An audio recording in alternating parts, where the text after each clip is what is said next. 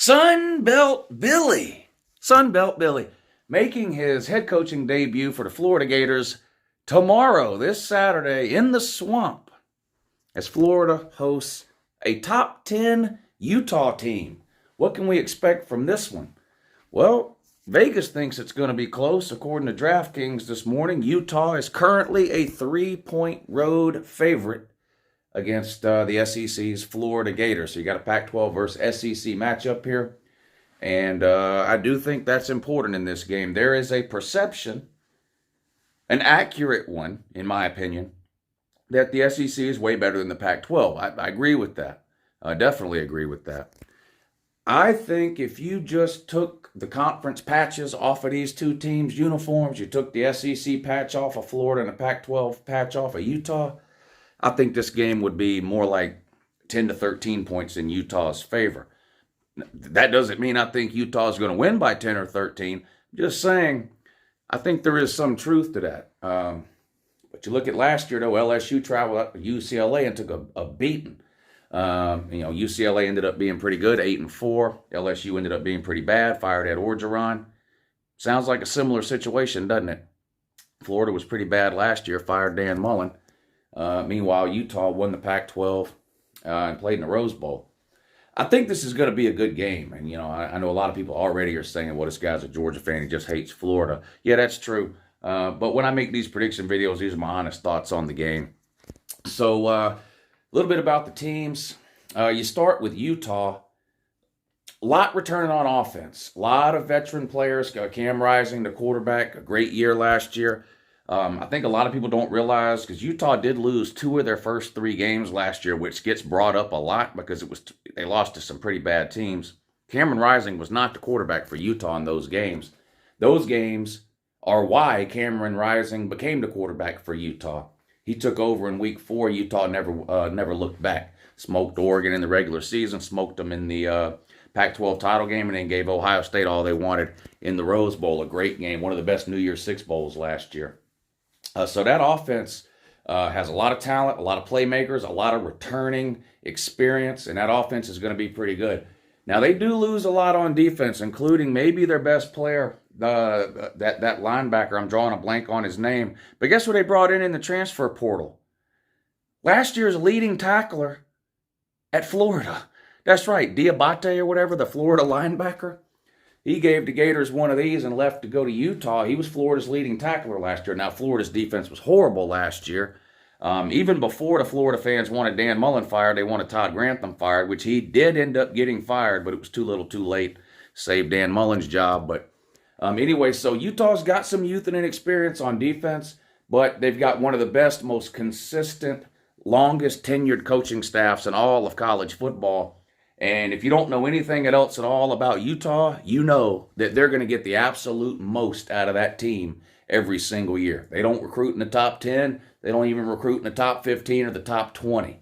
They get very few, if any, 5-stars ever. But they've been one of the most consistently good teams in college football for a while now. A great coaching staff. You look over at Florida, pretty much brand new everywhere you look, right? Brand new head coach, brand new defensive coordinator. There is no offensive coordinator. Billy Napier is going to call his own plays. Sunbelt Billy's going to call his own plays. Sometimes that works out, sometimes it doesn't. You can see Gus Malzahn for examples of it not working out. You can see plenty of other coaches for examples where it does. But brand new quarterback, Anthony Richardson. Lots of transfers that are going to be starting for Florida, including several from Billy Napier's old school, Louisiana Lafayette. A running back, an offensive lineman. So it's going to be kind of a new-look Gator team, both coaching-wise, offensively, and defensively. Anthony Richardson, look, there's no doubting or debating Anthony Richardson's physical talent and ability. There's no doubting that. It is fair to doubt his ability to play quarterback in a game of football. He played quite a bit last year early in the season, even though he didn't start. And then towards the end of the season, he got a couple of starts. And yeah, in every game that he played in, there was a play or two that, made your eyes open wide and say, wow, okay, I see what all the hype is about.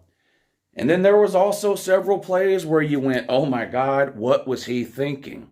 I think he had 7 turnovers and 6 touchdowns, or 6 turnovers and 7 touchdowns. It was 6 and 7 one way or the other, basically 1-to-1 touchdown to turnover ratio. Now, maybe some of that you want to say is due to coaching or development, but these are the same Florida fans that spent 4 years telling us Dan Mullen was the best quarterback guru and coach in the history of history. So we'll see. On offense, I expect Florida to be much better running the ball this year than they've been the last few years. Regardless of whether or not Anthony Richardson develops and progresses and becomes the elite passer that a lot of people think he can be, he's already an elite runner and a problem when he takes off. Not just taking off downfield, but scrambling out of the pocket, extending plays with his feet, rolling out, making throws on the run, that kind of thing. Very mobile, big, strong, athletic guy. Sort of plays like Cam Newton. I am not comparing him to Cam Newton, so don't get carried away. I'm not comparing him to Cam Newton. But when you look at him physically and you watch his style of play, that's kind of who it reminds you of. Just a big-bodied quarterback that can sling the ball 80, 90 yards, runs really fast, big stride when he runs, not afraid of contact, that kind of thing. And I think Florida's going to use him in the run game. I do. They've got a couple of running backs I think that could be pretty good this year. And I think their running game is going to be much improved. The question I have there's 2 questions I have really about Florida on offense. It's how well their offensive line can hold up and skill position players on the outside. They lost Jacob Copeland, one of their best wide receivers. He transferred out. They're going to have to find some playmakers on the outside. Now, they've got some guys with some experience, but they've been disappointing, very disappointing. So we'll see if they get better this year 1 under Billy Napier. Look over at Utah, sort of already talked about them. I do think Cam Rising is a proven commodity at quarterback. He doesn't have the upside or the overall potential of an Anthony Richardson, but he has played quarterback at the college level so far way better than anything we've seen Anthony Richardson do. Now, will that be the case this week? We don't know. All we can go on in a week 1 game is what we've seen people do in the past, right? We don't have anything to go on for this year. So I think I like what Utah's got going on offensively. Defensively, some of that youth at linebacker and some of those new faces on defense could present a problem if Florida gets the ground game going. And that could potentially open up the pass game for Florida. We'll see. That's kind of my concern, I guess, if I'm a Utah fan. So how do I think this game's going to play out? Who's going to win? What's going to happen? Utah's favored by 3, ranked 7th in the country. Florida unranked in every single poll you look at. This is, I really can't even believe I'm fixing to say this out loud. Considering we're talking about an SEC team versus a Pac-12 team, in my opinion, Utah is a much more physical team along the lines of scrimmage than Florida is. And I think that's going to be a big factor in who comes out on top in this game. I'm not sure how well Florida's going to be able to run the ball conventionally. They may have to rely a lot on Anthony Richardson. I like the Florida running backs. If you're asking me to choose in the matchup between Florida's offensive line and Utah's front, I'm going to have to choose Utah's front. And the same thing when you flip it around. I think Utah's offensive line will be able to handle Florida's defensive line for the most part. I do like Brenton Cox. I think he's really, really good. He's a future NFL player, no question about it. Former 5-star. He's really, really good. Gervin Dexter is okay, too. He's probably an NFL player. I trust Utah along the line of scrimmage in this game more than I trust Florida.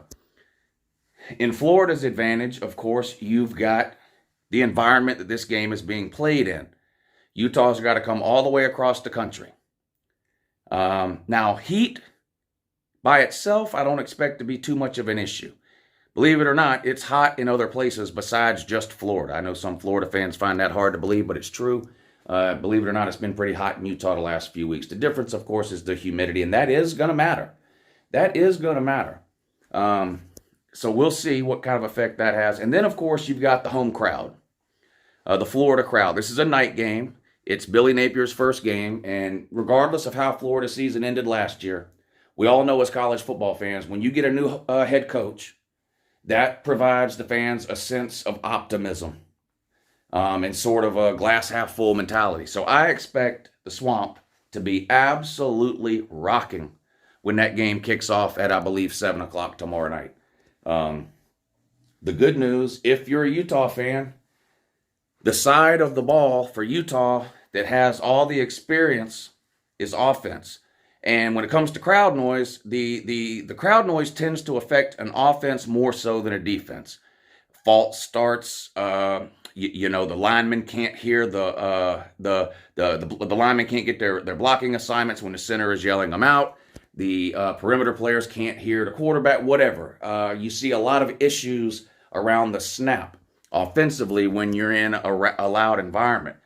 I think Utah's experience is going to help them there. Not that they won't make any mistakes or that the crowd can't cause a false start or two, but I think overall, Utah's veteran leadership and experience on the offensive side of the ball, led by quarterback Cam Rising, I think we'll be able to handle that for the most part. Now, this will be the loudest, most hostile environment they've played in. There is nothing in the Pac-12 that can compare. There's no road environment in the Pac-12 right now that can compare Utah for what they're going to see in the Swamp. There's not.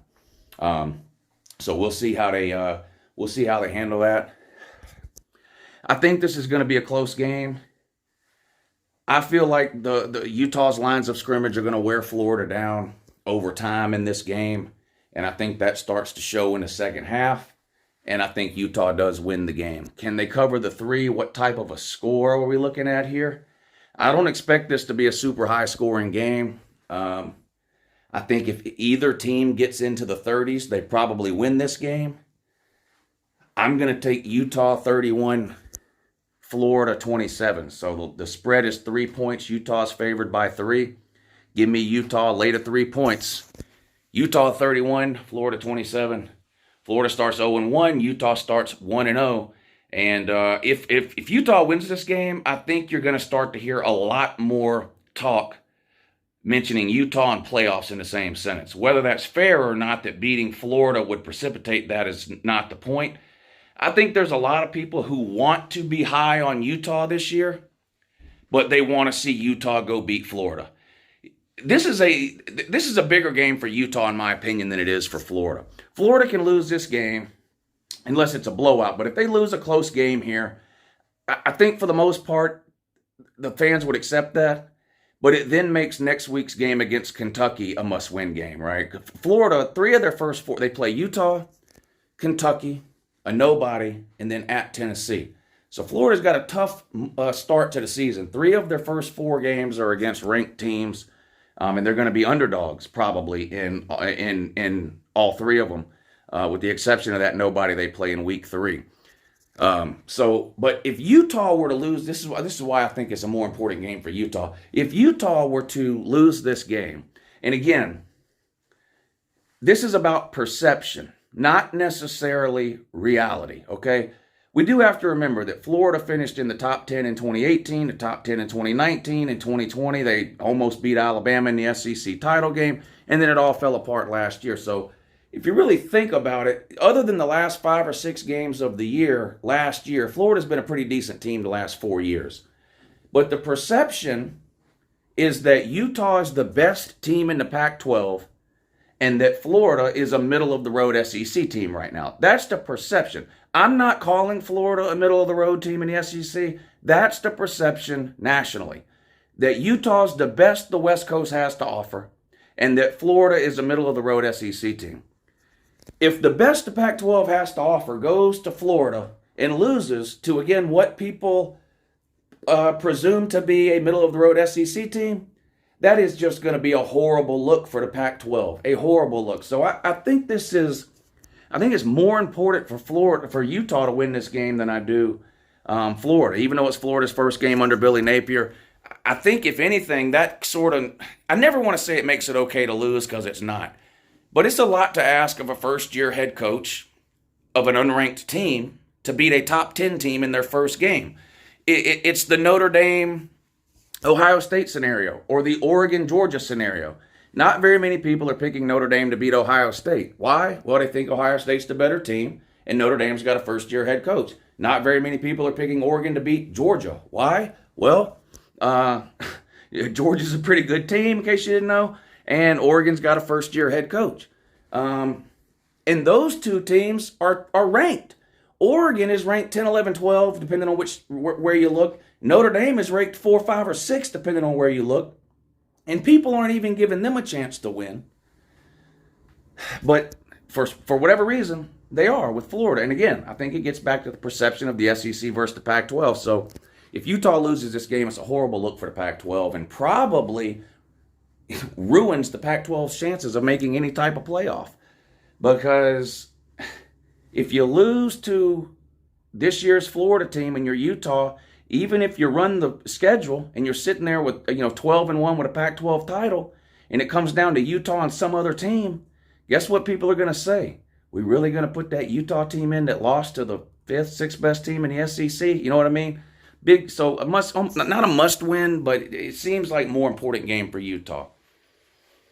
If Florida loses, then the Kentucky game becomes huge because you don't want to be Billy Napier and staring down the barrel of 0-2 with a loss to Kentucky, really. So anyway, that's my thoughts on the game. Why this guy just hates Florida? Well, yeah, but I think this is going to be a close game, and I would not be shocked if Florida wins. If Florida wins, what will have happened? Well, probably Anthony Richardson will have had a good day throwing the ball. There's no doubt in my mind he's going to get his plays with his legs. I just know that.